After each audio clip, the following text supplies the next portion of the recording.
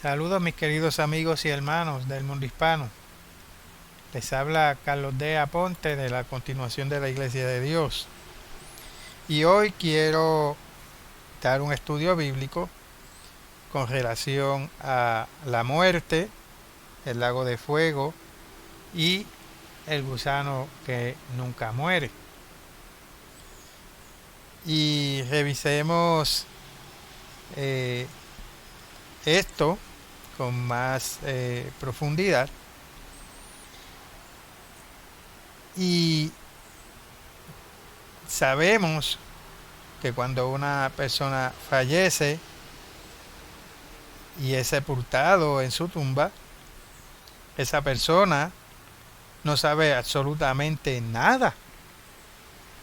Veamos eso en Eclesiastés, capítulo 9, versículo 5. Y esto dice: porque los que viven saben que han de morir, pero los muertos nada saben, ni tienen más paga, porque su memoria es puesta en olvido. El difunto simplemente yace en quietud y en silencio, como en un sueño, totalmente ajeno a todo. Y revisemos brevemente esta importantísima verdad. Y pregunto, ¿qué sucede o qué suceso ocurre por igual a hombres y a bestias? Pasemos a Eclesiastés, capítulo 3, el versículo 19. Porque lo que sucede a los hijos de los hombres y lo que sucede a las bestias, un mismo suceso es. Como mueren los unos, así mueren los otros. Y una misma respiración tienen todos. Ni tiene más el hombre que la bestia, porque todo es vanidad. Van unos y otros cuando mueren a un lugar, al mismo lugar. Continuamos el versículo 20. Todo va a un mismo lugar. Todo es hecho del polvo y todo volverá al mismo polvo. Ahora vayamos a Génesis capítulo 3 y vamos a leer el versículo 19. Con el sudor de tu rostro comerás el pan hasta que vuelvas a la tierra, porque de ella fuiste tomado, pues polvo eres y al polvo volverás. ¿Y ha oído alguna vez de casos en que las bestias hayan ido al supuesto infierno para ser torturadas? ¿A qué lugar dice Dios que va el hombre cuando muere? Volvamos a Eclesiastés, o vayamos a Eclesiastés capítulo 9 y vamos a leer el versículo 10. Todo lo que te viniere a la mano para hacer, hazlo según tus fuerzas, porque en el Seol, a donde vas, no hay obra, ni trabajo, ni ciencia, ni sabiduría. ¿Estaba Job consciente de que iría a la tumba después de la muerte? Pasemos a Job, capítulo 17, versículo 13. Si yo espero, el Seol es mi casa, haré mi cama en las tinieblas. Está señalado que todos los humanos mueran al menos una vez. Veamos que escribió Pablo en Hebreos capítulo 9, versículo 27. Y de la manera que está establecido para los hombres que mueran una sola vez, y después de esto el juicio. Se verifica esto en Primera de Corintios capítulo 15 versículo 22. Vayamos allí, por favor. Primera de Corintios capítulo 15 versículo 22. Porque así como en Adán todos mueren, también en Cristo todos serán vivificados. ¿Tomó Cristo para sí la misma carne mortal de que nosotros estamos compuestos? Hebreos capítulo 2, versículo 14. Así que, por cuanto los hijos participaron de carne y sangre, Él también participó de lo mismo para destruir por medio de la muerte al que tenía el imperio de la muerte, esto es, al diablo. ¿Fue Él hecho carne? Vayamos a Juan capítulo 1, versículo 14. Y aquel verbo fue hecho carne y habitó entre nosotros, y vimos su gloria, gloria como del unigénito del Padre, lleno de gracia y de verdad. ¿No tuvo Cristo que ir a la tumba igual que otros mortales? Refiéranse una vez más a Hechos capítulo 2, versículo 31. Hechos capítulo 2, versículo 31. Viéndolo antes, habló de la resurrección de Cristo, que su alma no fue dejada en el Hades, ni su carne vio corrupción. La palabra griega original en este último pasaje es Hades, la cual, como ya ustedes saben, significa tumba o sepulcro. El alma de Jesús, su cuerpo o carne, no vio corrupción, no fue dejada en el sepulcro, pues resucitó después de 3 días y 3 noches.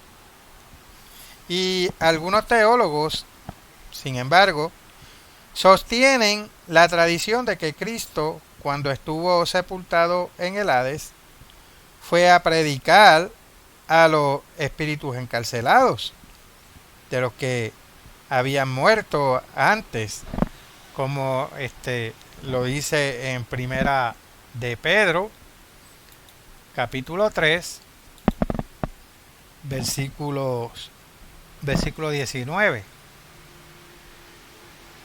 Pedro capítulo 3, versículo 19, en el cual también fue y predicó a los espíritus encarcelados.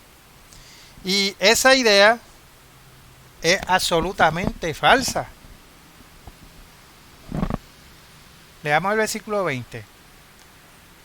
Los que en otro tiempo desobedecieron, cuando una vez esperaba la paciencia de Dios en los días de Noé, mientras se preparaba el arca, en la cual pocas personas, es decir, 8, fueron salvadas por agua.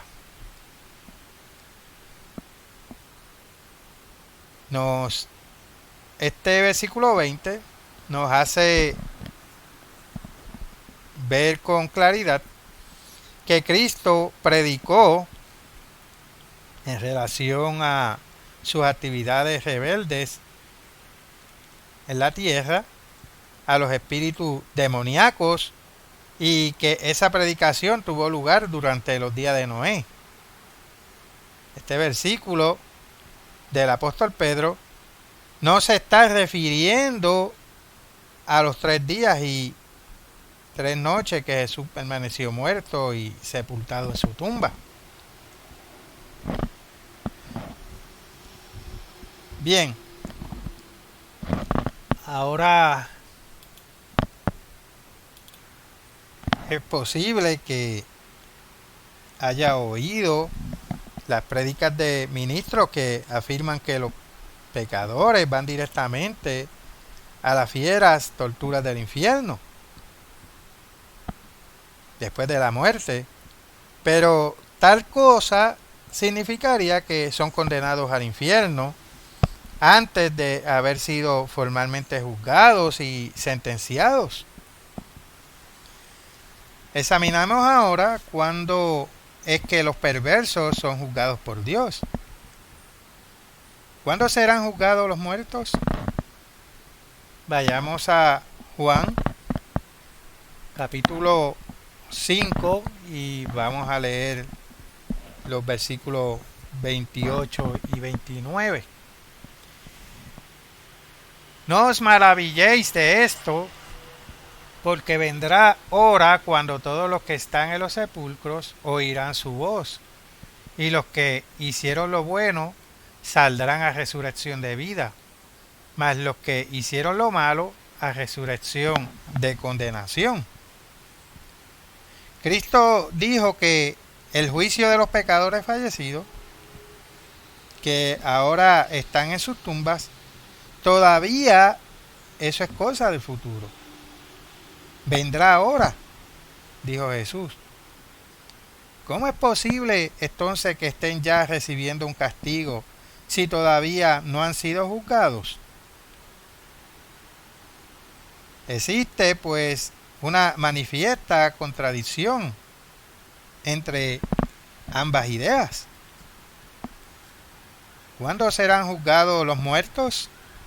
Resulta obvio que su juicio tendrá lugar después de que hayan salido de sus sepulturas en una resurrección. Mientras aún permanecen en sus tumbas, hasta que les llegue el día de su resurrección, están aquellos que ya han demostrado no ser justos, reservados para un tiempo futuro de formal condenación y castigo. Vayamos a 2 de Pedro, capítulo 2, versículo 9. Sabe el Señor librar de tentación a los piadosos y reservar a los injustos para ser castigados en el día del juicio. Nos demuestra también Apocalipsis capítulo 20, versículo 13, que habrá una resurrección futura para la celebración del juicio. Vayamos allí, por favor. Apocalipsis capítulo 20, versículo 13. Y dice, y el mar entregó los muertos que había en él, y la muerte y el Hades entregaron los muertos que había en ellos, y fueron juzgados cada uno según sus obras. Note que aquellos que están en los sepulcros de agua, dicho sea el mar, también serán resucitados. Y los que murieron de otras formas y quedaron insepultos, la muerte, también resucitarán.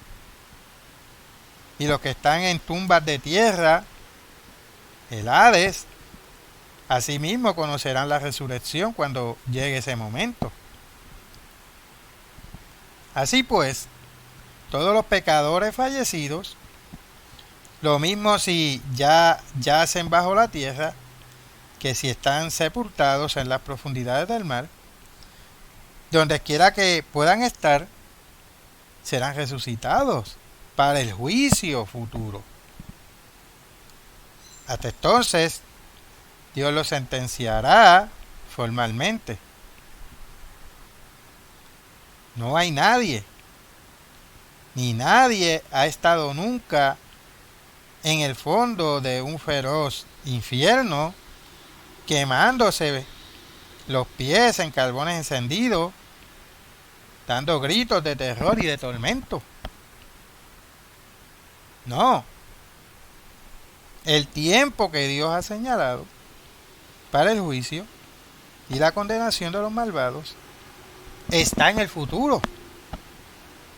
Esto no ha llegado todavía.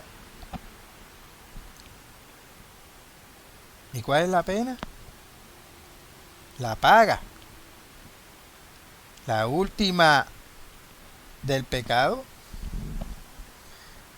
es una eternidad de tormentos. ¿Será un eterno abandono? ¿Cuál es el destino final de los pecadores? La palabra de Dios expone la verdad al respecto en una forma muy clara.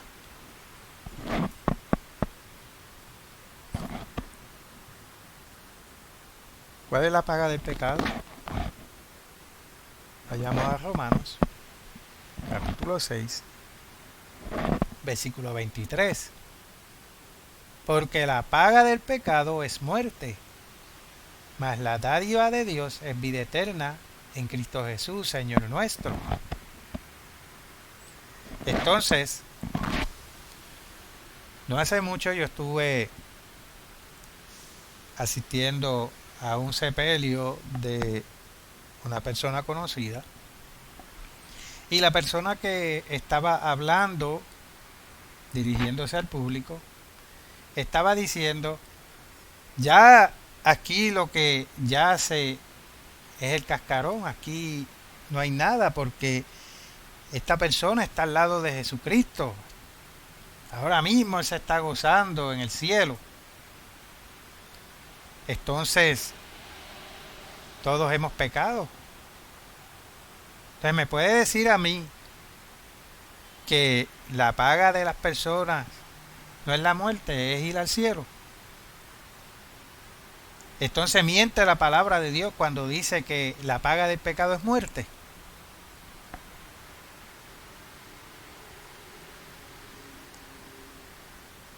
La muerte es lo opuesto a la vida. La paga final que recibirán los pecadores incorregibles, por consiguiente, será simplemente la completa cesación de la vida. ¿Cuándo dice Pablo que será el juicio o sentencia de aquellos que, conociendo los mandamientos de Dios y habiendo probado su sistema de vida, voluntariamente pecan contra él?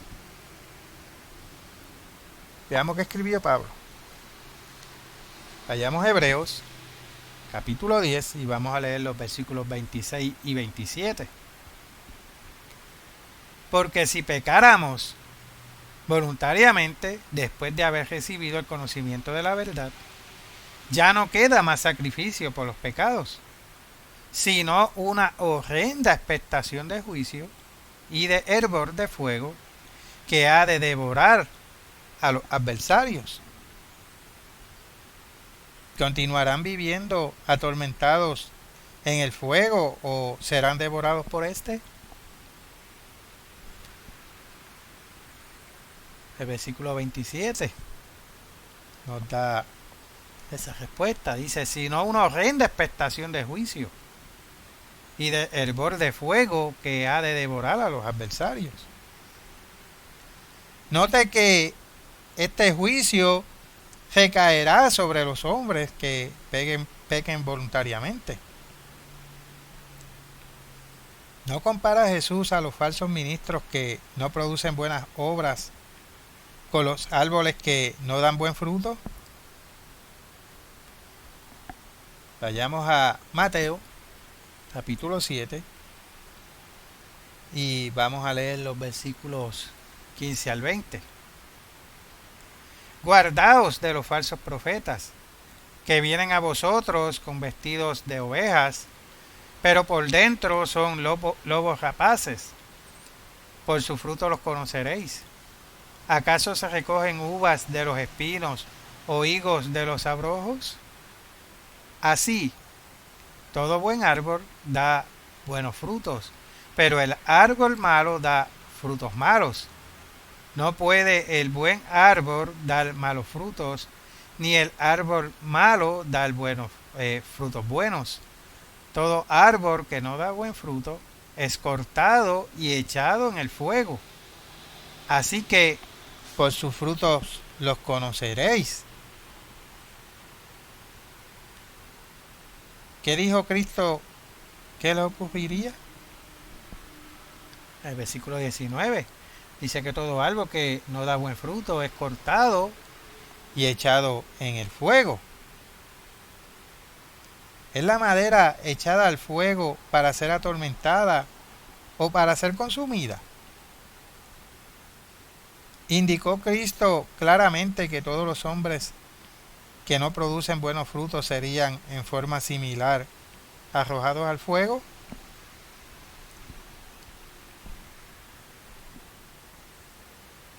Los versículos 17 al 19. Él lo contesta, él dice, así todo buen árbol da buenos frutos, pero el árbol malo da frutos malos.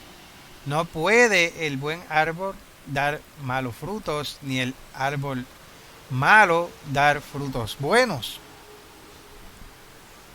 Todo árbol que no da buen fruto es cortado y echado en el fuego.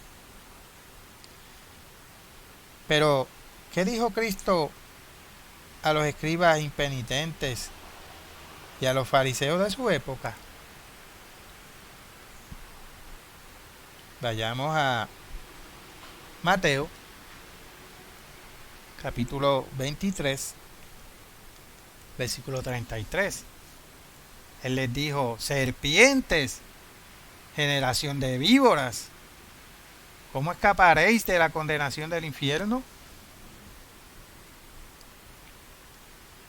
La palabra griega original empleada en este pasaje, traducida como infierno, es Gehenna, es decir, el valle de Hinnom. Cristo se refirió al fuego que se usaba para consumir desperdicios en el valle de Hinnom para explicar el tipo de sino final, ese destino final, completa destrucción que correrán los perversos al ser consumidos por el fuego. Aquellos rebeldes y empecinados dirigentes religiosos podían entendernos muy bien la analogía de que se estaba valiendo Cristo. Ellos sabían que estaban siendo amenazados con una completa destrucción, la misma que se reserva para la basura. ¿Y qué advirtió Cristo respecto a aquellos que no se arrepintieron o no se arrepintieran de su vida pecaminosa? Vayamos a Lucas capítulo 13, versículo 3. Os digo, no, antes si no os arrepentís, todos pereceréis igualmente. Perecer significa cesar de existir. No quiere decir continuar viviendo. La vida en un tormento eterno no es lo que Dios tiene decretado para los pecadores incorregibles. El castigo que la Biblia nos revela es la muerte, la cesación de la vida para siempre. La vida eterna no es algo con lo que nosotros ya venimos al mundo. Es un don que Dios otorgará después de la resurrección a aquellos que lo hayan obedecido. La vida eterna y la muerte están presentadas como contrastes a lo largo de todas las escrituras. Nos enseña Cristo en la parábola del trigo y de la cizaña que ha de haber una cosecha futura. Vayamos a Mateo capítulo 13, versículo 30. Dejad crecer juntamente lo uno y lo otro hasta la siega, Y al tiempo de la siega yo diré a los segadores: recoged primero la cizaña y atadla en manojos para quemarla, pero recoged el trigo en mi granero. ¿No dijo que los malvados, los manojos de cizaña, serían después quemados? Eso lo dice este mismo versículo. En esta parábola, Cristo comparó a la tierra con un campo. Versículo 24 del mismo capítulo. Él dice, le refirió otra parábola diciendo: el reino de los cielos es semejante a un hombre que sembró buena semilla en su campo. Y a los hombres obedientes con el trigo, como dice el versículo 25. Pero mientras dormían los hombres, vino su enemigo y sembró cizaña entre el trigo y se fue. Y también como lo menciona en el versículo 29, que él dice, él les dijo: no sea que al arrancar la cizaña, arranquéis también con ella el trigo. ¿No nos enseña también el Salmo 37? Vayamos allí, versículo 20, Salmo 37, versículo 20. Mas los impíos perecerán, y los enemigos del Eterno, como la grasa de los carneros, serán consumidos, se disiparán como el humo.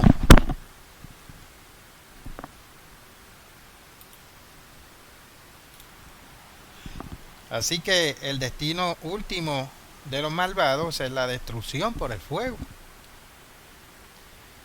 Se acerca un tiempo que será extremadamente cálido, tan caliente que quemará y consumirá a los pecadores. Vayamos a Malaquías. Malaquías, capítulo 4, y vamos a leer el versículo 1. Porque he aquí viene el día ardiente como un horno, y todos los soberbios y todos los que hacen maldad serán estopa. Aquel día que vendrá los abrazará, ha dicho el Eterno de los ejércitos, y no les dejará ni raíz ni rama. ¿Qué quedará de los perversos? ¿Quién quemará a los condenados? ¿Satanás y sus demonios o el Dios eterno? Vayamos al versículo 3.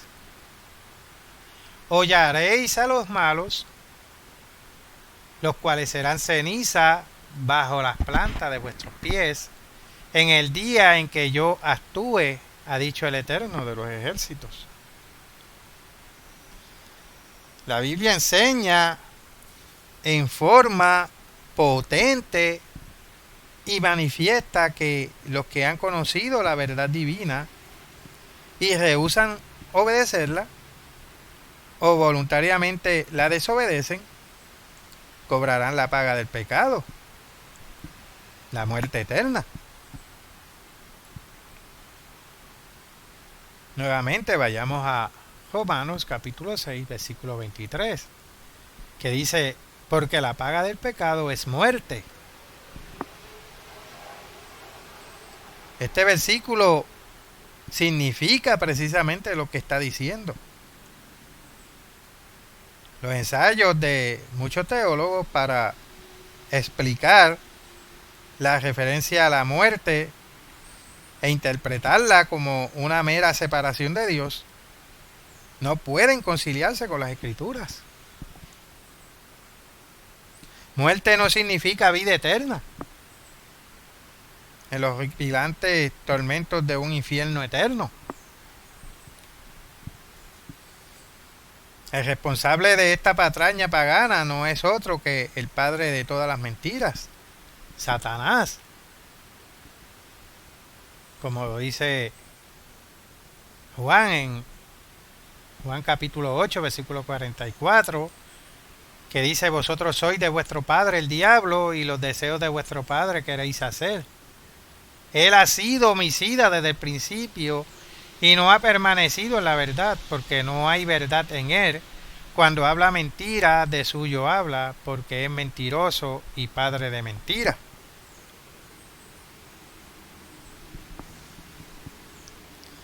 Si usted inocentemente ha creído en su doctrina y se ha atormentado mentalmente por esa causa, agradézcanle a Dios que le ha abierto los ojos del entendimiento para comprender la verdad.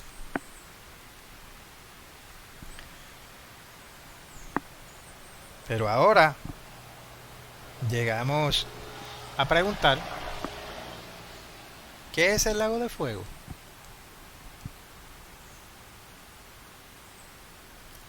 Veremos esta sorprendente revelación. ¿Qué es exactamente ese fuego gehenna que consumirá a los malvados? ¿Cuándo y dónde se producirá? Olvídense ahora de todas las ideas que previamente le hayan enseñado a creer y lea en la Biblia lo que Dios nos revela. Porque el fuego del infierno todavía no existe. Llegarán los fornicarios, los asesinos, los embusteros, todos los que traspasen las leyes de Dios, a fin de cuentas, a encontrarse sumergidos en un lago de fuego y azufre. Vayamos a Apocalipsis, capítulo 21, versículo 8.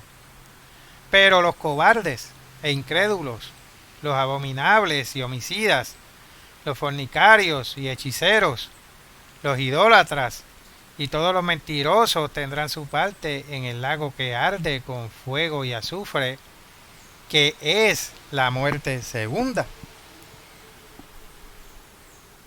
Hemos visto ya que el sino de los malvados es el fuego gehenna, un fuego muy extendido, tendría la apariencia de un lago de fuego. Y ello explica por qué este fuego colosal está escrito como un lago de fuego. ¿Causará ese fuego la muerte de los malvados? Noten de nuevo en el capítulo 21, versículo 8 de Apocalipsis, que lo acabamos de leer. ¿Qué muerte causará? Volvamos a leerlo. Pero los cobardes e incrédulos, los abominables y homicidas, los fornicarios y hechiceros, los idólatras y todos los mentirosos tendrán su parte en el lago que arde con fuego y azufre, que es la muerte segunda. Los mortales morimos una vez, porque solo nos desgastamos. Vayamos a Hebreos capítulo 9, versículo 27. Y esto dice: y de la manera que está establecido para los hombres que mueran una sola vez, y después de esto el juicio.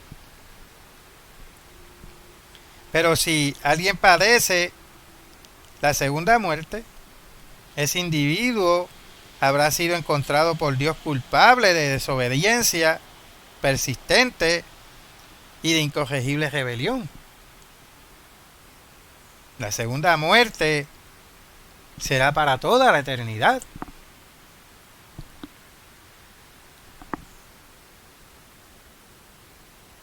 Ahora vayamos a Apocalipsis, capítulo 20, y vamos a leer los versículos 13 y 14. Y dice: y el mar entregó los muertos que había en él, y la muerte y el Hades entregaron los muertos que había en ellos, y fueron juzgados cada uno según sus obras. Y la muerte y el Hades fueron lanzados al lago de fuego. Esta es la muerte segunda. Pero ratifica esta escritura el hecho de que todo lo incorruptible o incorregibles, serán arrojados en ese futuro lago de fuego, no ahora, sino después del juicio que está por venir. Serán todos los mortales cuyos nombres no están escritos en el libro de la vida, hablándose de la vida eterna, lanzados a este lago de fuego. Veamos el versículo 15. Y el que no se halló inscrito en el libro de la vida fue lanzado al lago de fuego. ¿En qué momento, al producirse la segunda venida de Cristo, comenzará realmente a existir el lago de fuego? Vayamos a Apocalipsis, capítulo 19, versículo 20. Y la bestia fue apresada, y con ella el falso profeta que había hecho delante de ella las señales con las cuales había engañado a los que recibieron la marca de la bestia y habían adorado su imagen. Estos dos fueron lanzados vivos dentro de un lago de fuego que arde con azufre. ¿Serán arrojados entonces a ese mismo lago los dos principales enemigos de Cristo? Claro que sí. Claro que sí, lo dice este mismo versículo que acabamos de leer. ¿Por cuánto tiempo se prolongará ese fuego? Vayamos a Mateo, capítulo 25, versículo 41. Entonces dirá también a los de la izquierda: apartaos de mí, malditos, al fuego eterno preparado para el diablo y sus ángeles. La palabra eterno aquí corresponde a la palabra griega aionión. Sin embargo, aionión procede de la raíz aion, que significa edad o era, en el sentido de periodo de tiempo. En este caso, la traducción correcta a la lengua española debería ser fuego que durará una era. Este lago de fuego permanecerá ardiendo durante todo el milenio, es decir, la era del gobierno de Cristo. Durante el reinado de Cristo y sus santos en el milenio,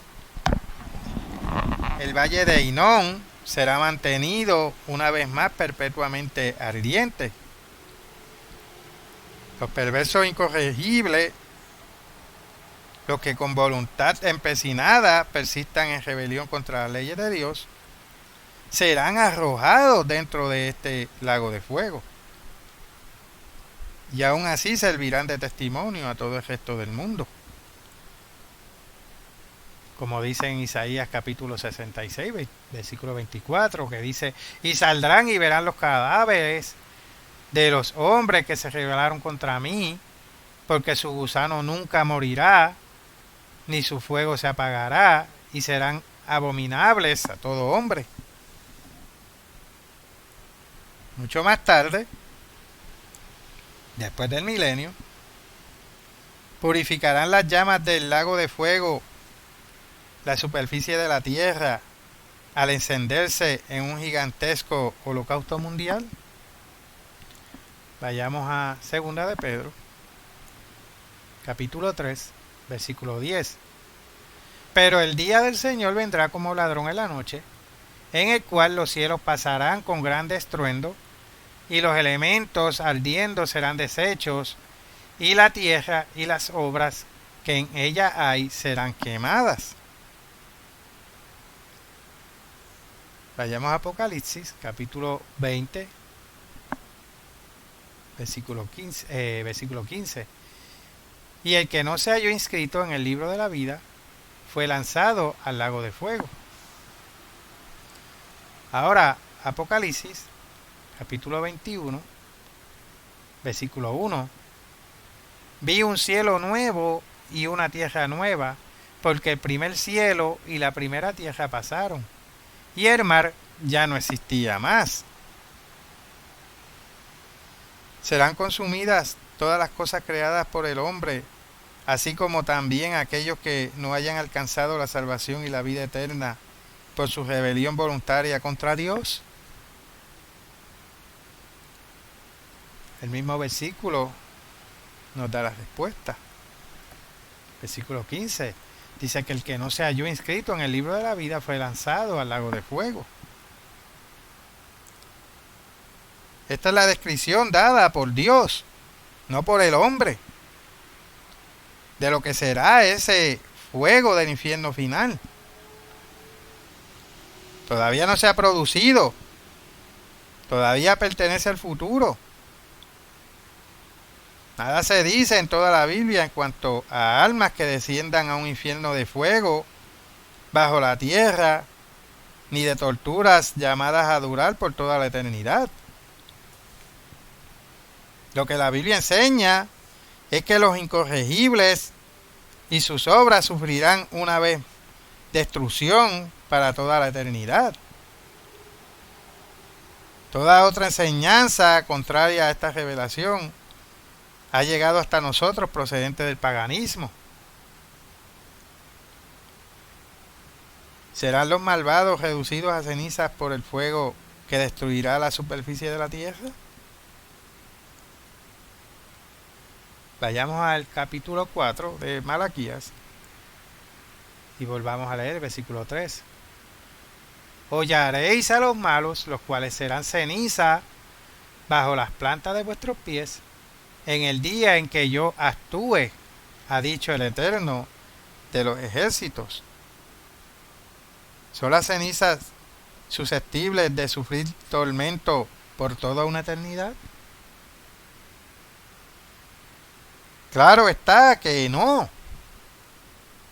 La muerte de los pecadores será un castigo eterno, definitivo, no un castigo consistente en un tormento continuado.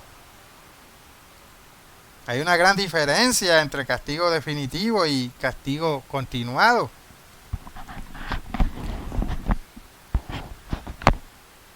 La paga del pecado es muerte, como leímos en Romanos capítulo 6, versículo 23. No se trata de una vida eterna en un lago del infierno. ¿Cómo debemos entender las palabras? Y la muerte y el Hades fueron lanzados al lago de fuego. Apocalipsis capítulo 20, versículo 14. Y la muerte y el Hades fueron lanzados al lago de fuego. Esta es la muerte segunda. También en este versículo, la palabra griega original es Hades.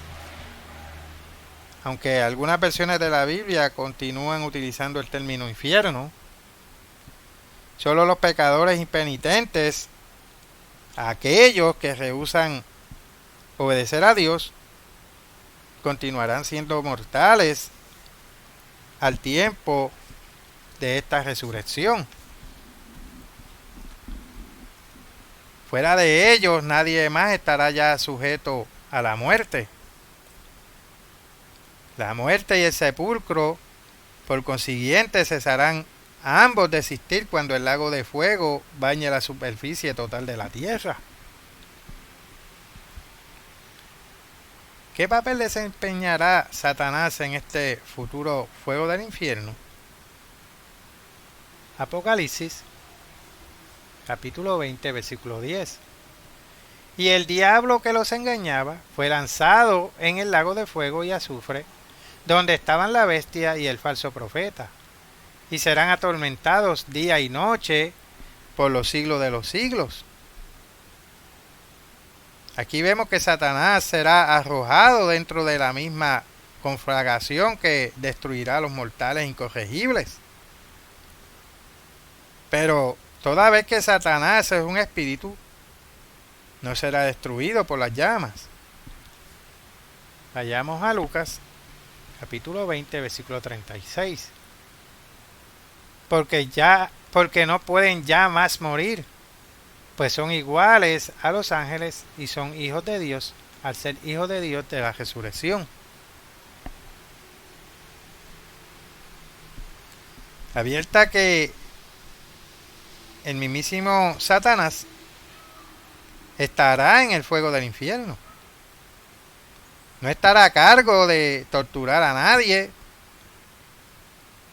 como frecuentemente se dice en las doctrinas que se han popularizado al respecto de las iglesias tradicionales. Apocalipsis 20:10 nos enseña que Satanás será atormentado por los siglos de los siglos. Su tormento durará para siempre, pero no el fuego. Este solo perdurará mientras haya material, combustible que no haya sido consumido. El tormento de Satanás, sin embargo, se prolongará por toda la eternidad como una angustia mental, resultante de presenciar cómo todo aquello por lo cual él luchó, trabajó y conspiró es consumido a medida que la tierra va siendo purificada por el fuego. ¿Estarán todavía en este fuego la bestia y el falso profeta? Lo dice el mismo Apocalipsis 20:10. Y el diablo que los engañaba fue lanzado en el lago de fuego y azufre, donde estaban la bestia y el falso profeta, y serán atormentados día y noche por los siglos de los siglos. Algunas ediciones de la Biblia usan la letra cursiva o bastardilla para señalar que la palabra estaban en este versículo fue aportada por los traductores, puesto que no aparece en el original. Y esta es, en verdad, la versión correcta, no la forma presente están, que usan algunas Biblias, como la antigua versión de Reina Valera. El verbo aportado, estar, que se sobreentiende ha de estar en el mismo tiempo verbal que el verbo engañar, de la misma primera mitad de la cláusula o periodo gramatical. La versión revisada de la Reina Valera del 1960 usa la forma verbal correcta, estaban. Estos dos individuos mortales, la bestia y el falso profeta, habrán sido ya destruidos más de 1000 años antes de que Satanás sea arrojado a esas mismas llamas.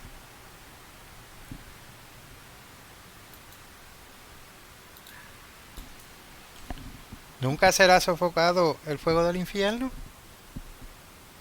¿Habló Juan el Bautista alguna vez de un fuego que nunca se apagará? Vayamos a Mateo, capítulo 3, y vamos a leer el versículo 12.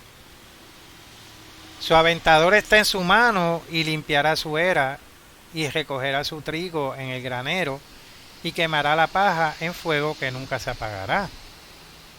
Ahora vayamos algo similar en Lucas capítulo 3, versículo 17. Su aventador está en su mano y limpiará su era y recogerá el trigo en su granero y quemará la paja en el fuego que nunca se apagará. ¿Dijo Cristo que el fuego del infierno nunca sería apagado? Vayamos a Marcos capítulo 9, versículos 43 al 48. Si tu mano te fuera ocasión de caer, córtala. Mejor te es entrar en la vida manco que teniendo dos manos ir al infierno, al fuego que no puede ser apagado, donde el gusano de ellos no muere y el fuego nunca se apaga. Y si tu pie te fuere ocasión de caer, córtalo. Mejor te es entrar a la vida cojo que teniendo 2 pies ser echado en el infierno, al fuego que no puede ser apagado, donde el gusano de ellos no muere y el fuego nunca se apaga. Y si tu ojo te fuera ocasión de caer, sácalo. Mejor te es entrar en el reino de Dios con un ojo, que teniendo 2 ojos ser echado al infierno, donde el gusano de ellos no muere y el fuego nunca se apaga. Recordemos que la palabra griega correspondiente a infierno, en los versículos 43, 45 y 47, es Gehenna. Jesús repitió esta declaración para darle énfasis. Y la gente, razonando muy a la ligera, han presumido que el fuego que no puede ser apagado, como el versículo 43, es un fuego de tortura que ha estado en existencia durante siglos y que continuará existiendo por toda la eternidad. Pero ya hemos probado antes que semejante idea es absolutamente falsa. Noten la inspirada explicación del mismo Dios sobre el fuego no apagado del infierno. ¿No advirtió Dios hace más de 2500 años a los habitantes de Jerusalén que Él encendería un fuego a las puertas de la ciudad que no se apagará? Vayamos a Jeremías, capítulo 17, versículo 27. Pero si no me oyereis para santificar el día de reposo, y para no traer carga ni meterla por las puertas de Jerusalén en día de reposo, yo haré descender fuego en sus puertas y consumirá los palacios de Jerusalén y no se apagará. ¿Qué daño haría ese fuego a los palacios de la ciudad? El mismo versículo lo dice. Este fuego ocurrió unos pocos años más tarde y destruyó todas las casas de Jerusalén. Y eso lo podemos ver en Jeremías capítulo 52, versículo 13, que dice: y quemó la casa del Eterno y la casa del Rey y todas las casas de Jerusalén, y destruyó con fuego todo edificio grande. Toda vez que Dios dijo que este fuego no se apagará, en la construcción española con el reflexivo de C, que en realidad no es reflexiva, sino equivalente a la voz pasiva, no será apagado, pero tampoco está ardiendo hoy en día. Y es obvio que se extinguió por sí mismo después de haber cumplido su propósito, después de haber devorado todo en materia de combustible. ¿Qué castigo recayó sobre las notorias ciudades de Sodoma y Gomorra? Vayamos a Génesis, capítulo 19, versículo 24. Entonces el Eterno hizo llover sobre Sodoma y sobre Gomorra azufre y fuego de parte del Eterno desde los cielos.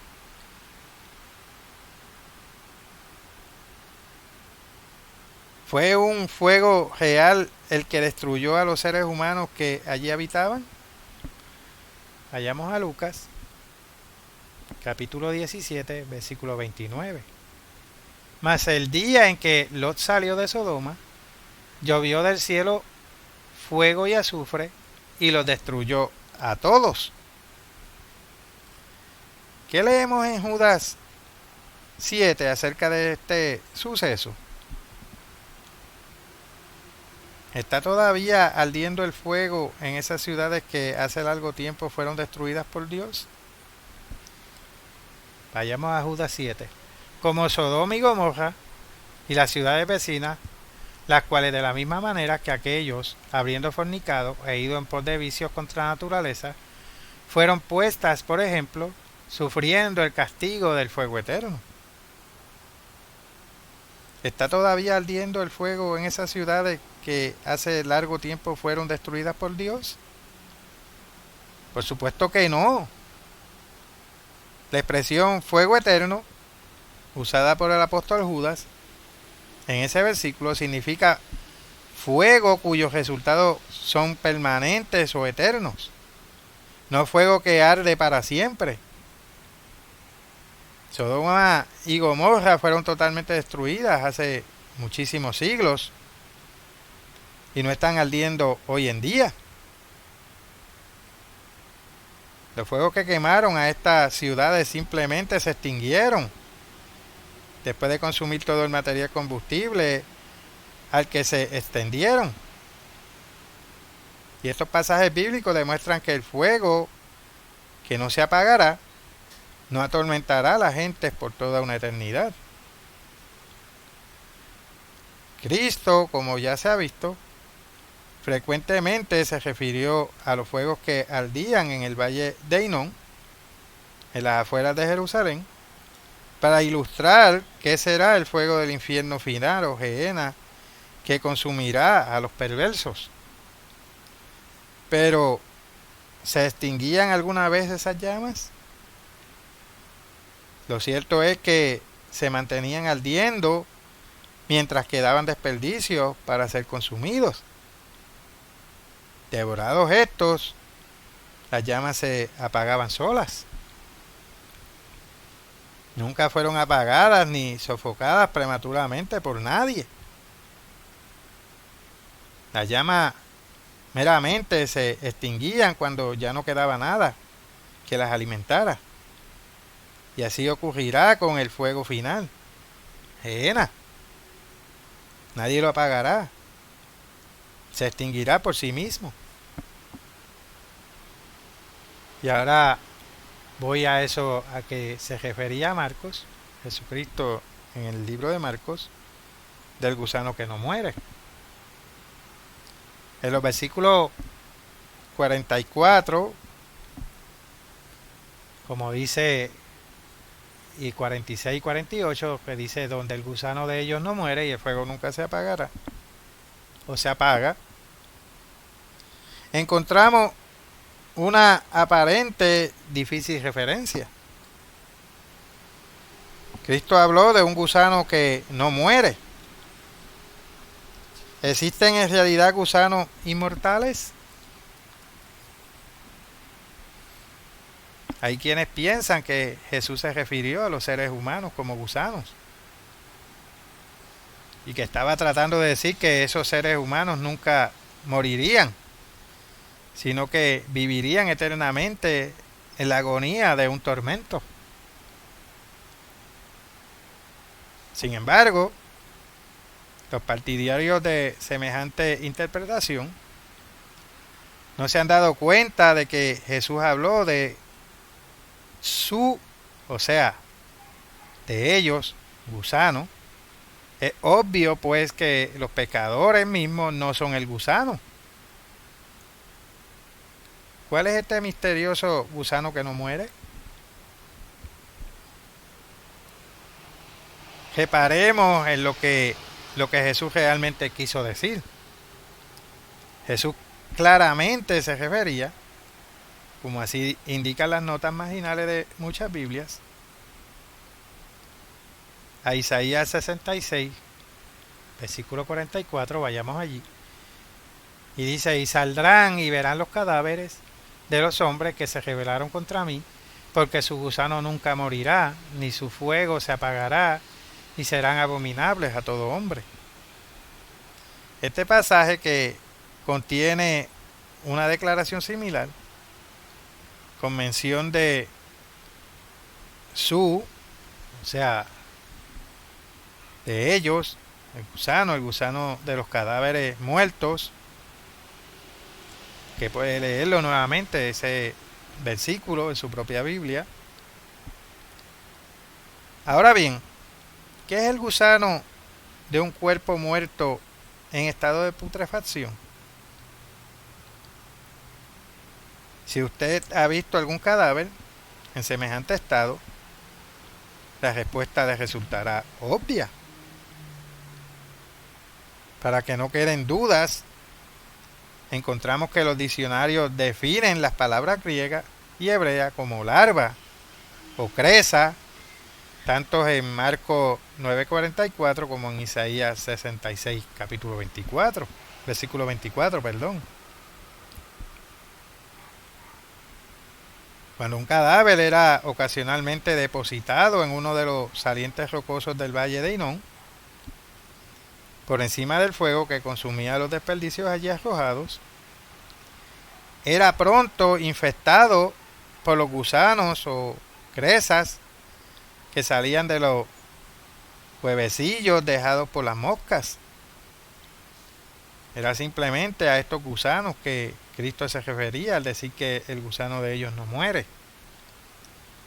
Pero Cristo no quería decir que cada gusano individual continuará viviendo para siempre. En realidad, las larvas o cresas salían de los huevecillos, comían la carne de los cadáveres y continuaban en estado larval por unos pocos días. Es decir, esos gusanos no morían, sino que finalmente, a través de la metamorfosis zoológica, se convertían en moscas. Posteriormente, esas moscas morían. Estos son hechos comprensibles para cualquier estudiante de biología. Y Cristo no los ignoraba. Por contraste, la tergiversación de las sencillas palabras de Cristo por algunos intérpretes de la Biblia debe servirnos como lección objetiva de la necesidad de ser siempre cautos y de que debemos usar sentido común y sensatez al estudiar la palabra de Dios. El Espíritu Santo es el espíritu de dominio propio, es una mente sensata. Vayamos aquí a una última escritura para concluir este estudio bíblico. Pasemos a 2 de Timoteo, capítulo 1, y leamos el versículo 7. Porque no nos ha dado Dios espíritu de cobardía, sino de poder, de amor y de dominio propio. La Biblia es un libro que resulta lógico. Estudien siempre estos pasajes aparentemente difíciles con cautela, sin saltar a conclusiones precipitadas, erróneas y raras. Hasta aquí este estudio bíblico. Les habló Carlos D. Aponte de la continuación de la Iglesia de Dios. Hasta la próxima, mis queridos amigos y hermanos.